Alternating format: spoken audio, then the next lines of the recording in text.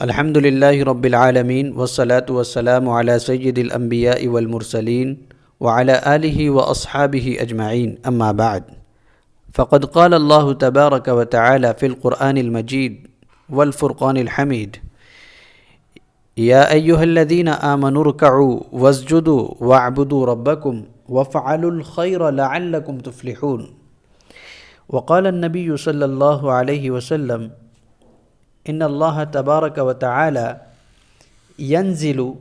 لیلة النصف من شعبان الى السماء الدنیا فيغفر لأكثر من عدد شعر غنم كلب رواہ الترمذی وابن ماجہ واحمد واللفظ لابن ماجہ او کما قال علیہ الصلاۃ والسلام۔ میرے محترم بزرگوں اور عزیز ساتھیوں، ویسے تو سبھی راتیں عبادت کی ہیں، سبھی راتوں میں اللہ تبارک و تعالیٰ کی جانب سے اعلان کیا جاتا ہے کیا کوئی مغفرت کرنے والا ہے کہ جس کی میں مغفرت کروں، کیا کوئی توبہ کرنے والا ہے کہ جس کی میں توبہ قبول کروں۔ لیکن بعض راتیں ایسی ہوتی ہیں کہ ان میں اللہ تبارک و تعالیٰ اپنی طرف سے کچھ خاص فضیلتیں اور کچھ عام اور خاص برکتیں ایسی رکھ دیتے ہیں جو عام راتوں میں نہیں ہوتی ہیں، اور جن برکتوں اور فضیلتوں کی وجہ سے عبادت کا اجر اور ثواب عام راتوں کے مقابلے میں کئی گنا زیادہ بڑھ جاتا ہے۔ انہی راتوں میں سے ایک رات شب برات کی بھی رات ہے۔ شب برات وہ رات ہے کہ جس کے بارے میں 10 صحابہ کرام سے فضیلت مروی ہے۔ حضرت عائشہ رضی اللہ تعالی عنہا سے مروی ہے کہ ایک مرتبہ حضرت عائشہ رضی اللہ تعالی عنہا نے حضور پاک صلی اللہ علیہ وسلم کو بستر پر نہیں پایا تو حضرت عائشہ رضی اللہ تعالی عنہا حضور صلی اللہ علیہ وسلم کو ڈھونڈنے کے لیے چلیں۔ دیکھا کہ حضور صلی اللہ علیہ وسلم جنت البقیع یعنی ایک قبرستان جس کا نام جنت البقیع ہے اس میں تشریف فرما ہیں۔ حضور پاک صلی اللہ علیہ وسلم کے پوچھنے پر حضرت عائشہ رضی اللہ تعالی عنہا نے ارشاد فرمایا کہ مجھے ایسا محسوس ہوا کہ آپ اپنی دوسری بیویوں میں سے کسی بیوی کے پاس تشریف لے گئے ہیں، اسی لیے میں آپ کے پیچھے پیچھے آ گئیں۔ اس کے بعد حضور پاک صلی اللہ علیہ وسلم نے ارشاد فرمایا کہ اللہ تبارک و تعالی اس رات میں یعنی لیلۃ النصف من شعبان 15ویں شعبان کی رات میں یعنی شب برات میں اللہ تبارک و تعالی دنیاوی آسمان پر تشریف لاتا ہے، اور بنو کلب جو ایک قبیلہ تھا عربوں کے اندر، اس قبیلے کی مثال دے کر فرمایا کہ اس قبیلے کی بکریوں کے بالوں کے برابر اللہ تبارک و تعالی انسانوں کی مغفرت فرما دیتا ہے۔ یعنی جتنے بھی بال اس قبیلے کی بکریوں کی پشت پر ہوں گے ان تمام بالوں کے برابر اللہ تبارک و تعالی انسانوں کی مغفرت فرمائے گا۔ اور مقصد یہ بتانا ہے کہ بے حساب اللہ تبارک و تعالی انسانوں کی مغفرت فرمائے گا جس کا اندازہ نہیں لگایا جا سکتا۔ جس طرح بکریوں کی پیٹھ پر کتنے بال ہیں اس کا اندازہ نہیں لگا سکتے آپ، اسی طرح سے اس کا بھی اندازہ نہیں لگا سکتے کہ اللہ تبارک و تعالی کتنے زیادہ انسانوں کی مغفرت فرمائے گا۔ تو اس حدیث سے معلوم ہوا کہ شب قدر جو ہے یہ کوئی خاص رات ہے، ایک خاص برکت والی رات ہے، اس میں اللہ تبارک و تعالی نے اپنی طرف سے فضیلت اور برکت رکھی ہے۔ اس لیے بعض لوگوں کا یہ کہنا کہ اس کی کوئی فضیلت نہیں، یہ بالکل غلط ہے۔ یہاں تک کہ بعض لوگ کہتے ہیں کہ اس رات میں عبادت کرنا بدعت ہے، ان کی بھی بات بالکل غلط ہے، کیونکہ 10 صحابہ کرام سے اس کی فضیلت مروی ہے، اور صحابہ کرام اور تابعین کے بارے میں مروی ہے کہ وہ بھی اس رات کے اندر عبادت کیا کرتے تھے۔ لیکن عبادت کس طرح سے کرنا ہے؟ عبادت اسی طرح سے کرنا ہے جس طرح سے ہمیں حضور صلی اللہ علیہ وسلم سے عبادت کرنے کا طریقہ پہنچا ہے۔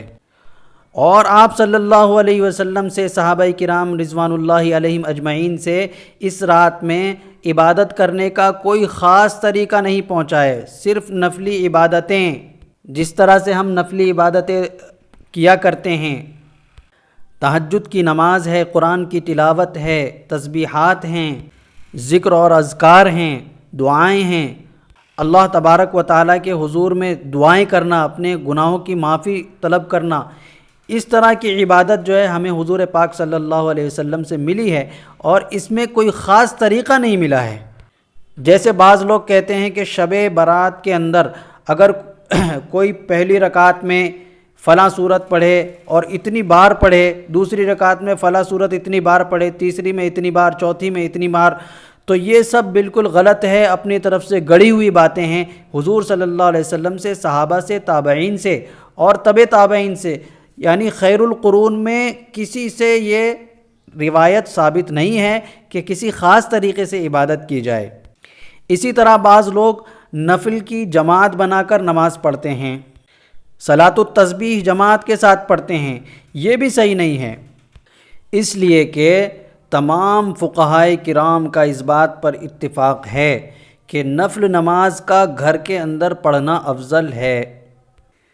اسی طرح حدیث میں بھی آیا ہے کہ حضور پاک صلی اللہ علیہ وسلم نے ارشاد فرمایا، صلوا ایھا الناس فی بیوتکم فإن افضل صلاۃ المرء فی بیتہ الا الصلاۃ المکتوبہ۔ آپ صلی اللہ علیہ وسلم نے ارشاد فرمایا کہ لوگوں اپنے گھروں میں نفل نماز پڑھا کرو، اس لیے کہ اپنے گھر کے اندر نماز پڑھنا سب سے بہتر ہے، سب سے زیادہ افضل ہے، الا الصلاۃ المکتوبہ، سوائے فرض نماز کے۔ تو سوائے فرض نماز کے اور ان نمازوں کے جن کے بارے میں حضور پاک صلی اللہ علیہ وسلم سے جماعت کے ساتھ نماز پڑھنا مروی نہیں ہے، مروی ہے، یعنی حضور پاک صلی اللہ علیہ وسلم سے بعض نمازوں کے بارے میں جماعت مروی ہے، جیسے کہ مثال کے طور پر نماز جنازہ ہے، جنازے کی نماز جماعت کے ساتھ مروی ہے۔ اسی طرح رمضان کے اندر وطر کی نماز جماعت کے ساتھ پڑھنا مروی ہے۔ اسی طرح صلاۃ الاستسقاء ہے، جب بارش نہیں ہوتی ہے تو اس وقت کی ایک نماز ہے، نفل نماز کہلاتی ہے تو وہ نفل نماز لیکن ہے وہ جماعت کے ساتھ، تو اس کو بھی ہم جماعت کے ساتھ پڑھ سکتے ہیں۔ اسی طرح صلاۃ الکسوف، جب سورج گہن ہو جاتا ہے تو اس وقت کی بھی ایک نفل نماز ہے، تو وہ ہے تو نفل نماز لیکن وہ جماعت کے ساتھ پڑھی جاتی ہے، تو اس میں جماعت مروی ہے۔ اب اس کے ان دو نمازوں کے علاوہ جو نفل ہیں لیکن جماعت کے ساتھ پڑھی جا رہی ہیں، اور کوئی بھی نفل نماز جماعت کے ساتھ حضور پاک صلی اللہ علیہ وسلم سے ثابت نہیں ہے، اس لیے کوئی بھی نفل نماز، چاہے وہ صلاۃ التسبیح ہو یا اور کوئی نماز ہو، اس کو جماعت کے ساتھ پڑھنا فقہائے کرام نے لکھا ہے کہ مکروہ تحریمی ہے۔ اگر ہم جماعت کے ساتھ پڑھیں گے تو ثواب تو کیا ملے گا، الٹا گناہ مل جائے گا، کیونکہ نفل نماز کا اصل مقصد ہے اللہ تبارک و تعالیٰ سے راز اور نیاز کی باتیں کرنا، اور راز و نیاز کی باتیں سب کے ساتھ مل کر نہیں ہوتی بلکہ تنہائی میں ہوا کرتی ہیں۔ یہی وجہ ہے کہ نفل نماز کو حضور پاک صلی اللہ علیہ وسلم نے گھر میں پڑھنے کو ارشاد فرمایا۔ حضرت عائشہ رضی اللہ تعالیٰ عنہا سے بھی مروی ہے کہ حضور پاک صلی اللہ علیہ وسلم ظہر کی 4 سنتیں گھر میں پڑھتے تھے، اور پھر فرض نماز مسجد میں پڑھتے، پھر اس کے بعد کی سنتیں واپس گھر میں آ کے پڑھتے، اسی طرح عصر میں کرتے، مغرب میں کرتے۔ تو فرض کے علاوہ جتنی بھی نمازیں ہیں، فرض نماز کے علاوہ جتنی بھی نمازیں ہیں، سب گھر کے اندر پڑھنا افضل ہے، کیونکہ فرض کے اندر شان ظاہر کرنا ہوتا ہے کہ اسلام کی شان اور شوکت کو ظاہر کرنا مقصود ہے، اور وہ جبھی ہو سکتا ہے جب سب ساتھ مل کر مسجد کے اندر نماز پڑھیں گے۔ تنہائی میں شان اور شوکت والی بات نہیں ہو سکتی، اس لیے فرض نماز کے اندر تو اجتماع ہونا اور جماعت کے ساتھ نماز پڑھنا، مسجد میں جمع ہونا، یہ ضروری ہے اور واجب کے قریب ہے، سنت مؤکدہ ہے اور واجب کے قریب ہے۔ لیکن نفل نماز، اس میں راز و نیاز کی باتیں کرنا مقصد ہے، اس لیے اس کو گھر میں پڑھنا چاہیے، اور اس کے اور بھی بہت سے فوائد ہیں کہ اس کے ذریعے سے شیطان گھر سے بھاگ جاتا ہے، گھر کے اندر رحمت نازل ہوتی ہے، برکت نازل ہوتی ہے۔ فرشتے اترتے ہیں، اور اس کے اندر جو ہے ریاکاری بھی نہیں ہے کہ آدمی بہت زیادہ نفلیں پڑھنے والا ہے۔ اگر مسجد کے اندر بہت زیادہ نفلیں پڑھیں گے، اس میں ریاکاری کا شبہ پیدا ہو جاتا ہے کہ آدمی کے دل میں یہ خیال پیدا ہو کہ لوگ مجھے دیکھیں گے تو یہ کہیں گے کہ یہ بہت زیادہ نفلیں پڑھنے والا ہے۔ فرض میں یہ بات نہیں ہے ریاکاری والی، اور اس کا مقصد بھی الگ ہے، اس لیے فرض کو تو مسجد میں پڑھیں اور نفل نمازیں گھر میں پڑھنا افضل ہے۔ اس لیے شب برات کے اندر کوئی بھی مسجد کے اندر عبادت کرنے کے بجائے گھر کے اندر وقت گزاریں۔ بہت سے لوگ کہتے ہیں کہ گھر پہ جو ہے جلدی سے نیند آ جاتی ہے، گھر پہ اگر ہم عبادت کریں اور مسجد میں سب لوگ ہوتے ہیں تو وہاں نیند نہیں آتی، پوری رات جاگنا آسان ہوتا ہے۔ تو وہ لوگ کان کھول کر سن لیں کہ ان کا گھر کے اندر تھوڑی دیر کا عبادت کرنا، یکسوئی کے ساتھ سنت کے مطابق عبادت کرنا، یہ پوری رات وقت گزاری سے بہتر ہے کہ وہ مسجد کے اندر سب لوگوں کے ساتھ وقت گزاری کر رہے ہیں اور ہنسی مذاق ہو رہی ہے اور پوری رات جاگ رہے ہیں، اس کا کوئی ثواب نہیں ملے گا۔ کیوں؟ کیونکہ وہ سنت کے خلاف ہے، اور یہ سنت کے مطابق ہے۔ شریعت کے اندر کوالٹی دیکھی جاتی ہے، کوانٹٹی نہیں دیکھی جاتی۔ اسی لیے اللہ تبارک و تعالیٰ نے فرمایا لیبلوکم ایکم احسن عملا، اکثر عملا نہیں فرمایا، بلکہ اللہ تعالیٰ نے فرمایا احسن عملا، سب سے بہترین عمل کون کرتا ہے، سنت کے مطابق کون کرتا ہے، اس کو میں دیکھوں گا۔ میں یہ نہیں دیکھوں گا کہ اکثر عملا، کہ زیادہ عمل کون کرتا ہے، زیادہ کون جاگتا ہے۔ اللہ تبارک و تعالیٰ کو اس سے کوئی لینا دینا نہیں ہے۔ تو یہ تو ہو گئے کرنے والے کام کہ اس میں عبادت کرنی ہے، فضیلت والی رات ہے، لیکن بہت سی خرافات اور بدعات بھی اس رات میں ہوتی ہیں۔ مثال کے طور پر حلوہ بنایا جاتا ہے رات کو جو ہے نہایا دھویا جاتا ہے، نئے کپڑے پہن کر خوشبو لگائی جاتی ہے۔ تو یہ سب بدعات ہیں، ان کا کوئی ثبوت قرآن اور حدیث سے اور حضور صلی اللہ علیہ وسلم سے، صحابہ سے، تابعین سے، کسی سے کوئی ثبوت نہیں ملتا ہے۔ اسی طرح سے قبرستان جانا، وہاں بھیڑ لگانا، اس کا بھی کوئی ثبوت نہیں ملتا ہے، سوائے ایک حدیث کے جو ابھی میں نے آپ کے سامنے جنت البقیع والی شروع میں بیان کی تھی۔ حضور صلی اللہ علیہ وسلم جنت البقیع کے قبرستان میں تشریف لے گئے، لیکن حضور صلی اللہ علیہ وسلم وہاں تنہا گئے تھے، سب کے ساتھ نہیں گئے، اور صرف زندگی میں ایک مرتبہ گئے اس رات میں۔ تو اگر کوئی ایک مرتبہ جانا چاہے، کیونکہ شریعت کا مزاج یہ ہے اور اللہ تبارک و تعالیٰ کا دستور یہ ہے کہ جو حضور صلی اللہ علیہ وسلم نے طریقہ بتایا ہے، اللہ تبارک و تعالیٰ ویسا ہی طریقہ قبول کرتے ہیں۔ اس کے اندر اگر ہم اپنی طرف سے کوئی اضافہ کر دیں تو اللہ تبارک و تعالیٰ کے یہاں بالکل وہ قابل قبول نہیں ہوگا، وہ اسلام کے اندر آئے گا ہی نہیں، وہ اسلام سے باہر کا طریقہ مانا جائے گا۔ اللہ نے فرمایا وَمَن يَبْتَغِ غَيْرَ الْإِسْلَامِ دِينًا فَلَن يُقْبَلَ مِنْهُ، کہ جو آدمی اسلام کو چھوڑ کر کوئی الگ سے طریقہ اختیار کرے گا فَلَن يُقْبَلَ مِنْهُ، اس کو ہرگز قبول نہیں کیا جائے گا۔ اور صرف یہی نہیں کہ اس کو قبول نہیں کیا جائے گا، رد کر دیا جائے گا، بلکہ اس پر اور مزید یہ کہ اللہ تبارک و تعالیٰ فرما رہے ہیں وَهُوَ فِي الْآخِرَةِ مِنَ الْخَاسِرِينَ، کہ ایسا شخص جو اپنی طرف سے کوئی طریقہ گڑھے گا، حضور کے کسی عمل میں اپنی طرف سے عمل ملا لے گا، اپنی طرف سے اس کے اندر اعمال کا اضافہ کر لے گا،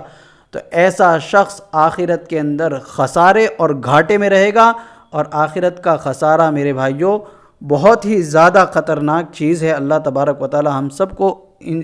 اس سے بچائے۔ تو یہ بدعات ہم نہ کریں جو لوگوں نے اپنی طرف سے گڑھ لی ہیں۔ قبرستان جاتے ہیں، وہاں چراغاں کرتے ہیں، اور اس کے علاوہ میلے ٹھیلے لگے ہوئے ہوتے ہیں، وہاں دنیا بھر کی چیزیں بک رہی ہوتی ہیں، تو اسی میں جو ہے پوری رات گزار دیتے ہیں۔ تو یہ سب حضور پاک صلی اللہ علیہ وسلم سے ثابت نہیں ہے، ان کا شب برات سے کوئی لینا دینا نہیں ہے۔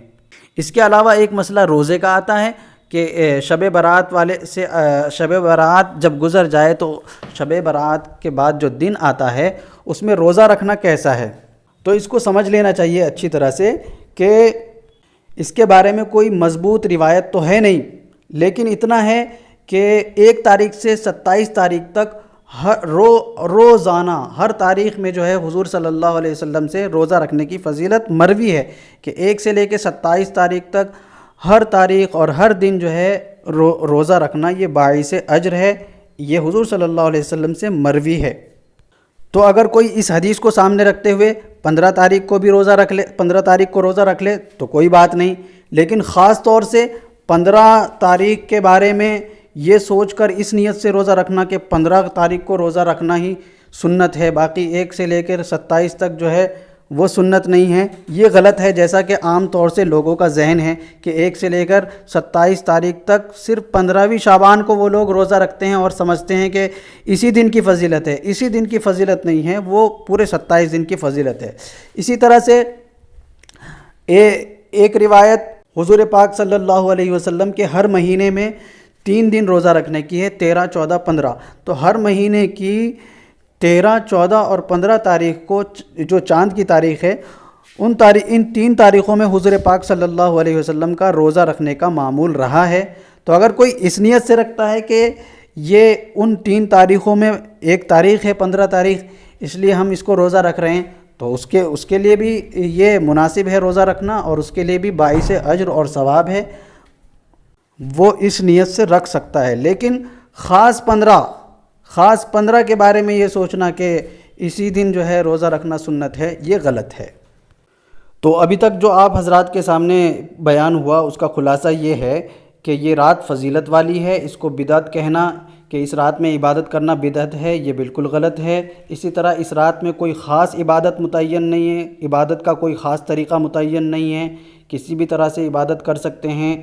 اور اسی طرح سے جماعت کے ساتھ نفل نماز پڑھنا صحیح نہیں ہے اس رات میں۔ اسی طرح مسجد میں بھیڑ کرنا، جمع ہونا اور گھر میں عبادت کرنا یہ صحیح نہیں، بلکہ مسجد میں جمع ہونا اور بھیڑ لگانا یہ صحیح نہیں ہے، بلکہ گھر میں عبادت کریں، تنہائی کے ساتھ عبادت کرنا یہ افضل ہے۔ اسی طرح سے اس کے ساتھ ساتھ یہ بھی میں نے آپ حضرات کے سامنے بتایا کہ شب برات کے اندر بہت سی خرافات ہوتی ہیں، جیسے کہ حلوہ وغیرہ پکایا جاتا ہے، کپڑے پہنے جاتے ہیں، اسی طرح سے عطر وغیرہ لگایا جاتا ہے، تیار ہوا جاتا ہے رات میں۔ تو ہمارے یہاں رات کے تہوار کا کوئی تصور نہیں، ہمارے جتنے بھی تہوار ہیں سب دن میں ہیں، رات میں ہمارا کوئی تہوار ہے ہی نہیں، رات کو اللہ نے عبادت کے لیے بنایا ہے۔ تو اس لیے یہ ساری چیزیں بھی غلط ہیں، اور قبرستان جانا، وہاں بھیڑ لگانا۔ اسی طرح روزے کے بارے میں آخر میں نے بتایا آپ کے سامنے کہ 15 شعبان کا اگر روزہ رکھنا ہے تو اس نیت سے رکھیں کہ حضور صلی اللہ علیہ وسلم ہر مہینے میں 3 تاریخوں میں روزہ رکھتے تھے، انہی میں سے یہ بھی ایک تاریخ ہے۔ یا پھر اس نیت سے رکھیں کہ ایک تاریخ سے 27 تاریخ تک پورے ہر دن جو ہے روزہ رکھنے کی فضیلت آئی ہے، اس لیے 15 کی تاریخ کو میں روزہ رکھ رہا ہوں۔ اللہ تعالی ہم سب کو عمل کرنے کی توفیق عطا فرمائے۔ انشاءاللہ اس کے بعد بھی آپ حضرات کے سامنے بیان کیا جائے گا، اور آئندہ کے بیان کا ٹاپک ہوگا انشاءاللہ